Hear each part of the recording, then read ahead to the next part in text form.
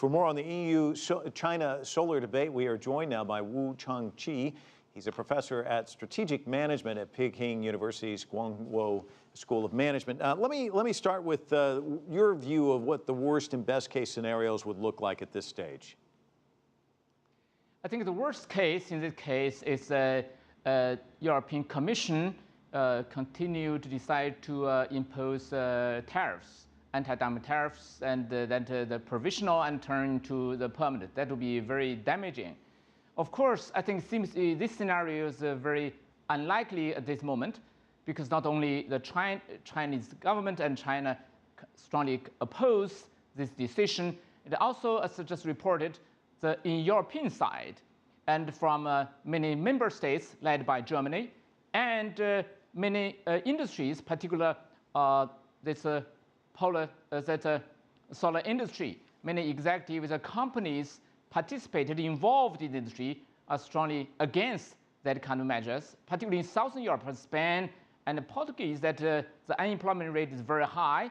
If these measures were implemented, introduced, that would indeed hurt those economies. But of course, people are working for the better outcomes. Actually, China has proposed to, for instance, to introduce voluntary export restrictions and to slow down and export panels. Of course, the best scenario that would be let's keep it to the state.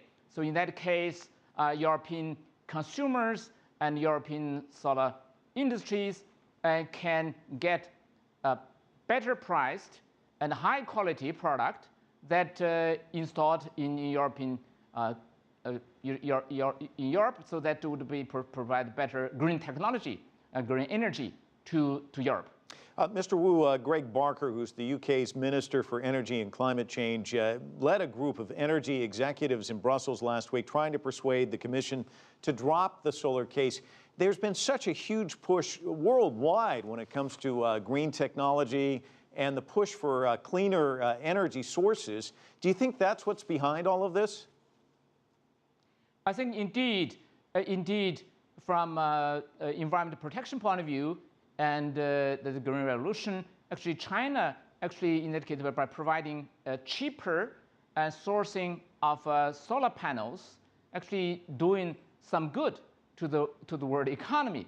But of course, currently the industry is in domestically also plagued by excess capacity, so that it actually that to a certain extent, of course, China also suffers somewhat. But I think by and large that provides some in my view, this virtue, the benefit to the Green Revolution and the environmental protection worldwide. If the tariff were to go through, who would suffer more, Europe or China? I think in that case, that would be the lose-lose situation. I think at that particular moment, and Europe would suffer the most in terms of employment, because many European countries are in state of recession, and employment rate is very high. And secondly, that Europe must sourcing the solar panel from a higher price from countries that cannot supply that competitive price. So that would also push, make it into the European economy. They have to pay high price for the similar same product. Of course, in that also pollute the trade relationship between Europe and China at the particular juncture at this moment.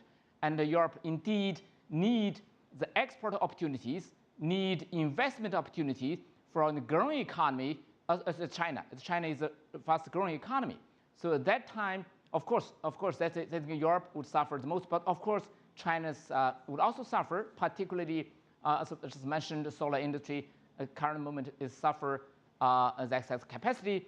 If the high tariff, anti-dumping tariff is imposed, that would further actually curtail the export from China to Europe. By the way, Mr. Wu, yes, please. I'm afraid we're going to have to leave it there. Thank you so much for joining us. Certainly appreciate it.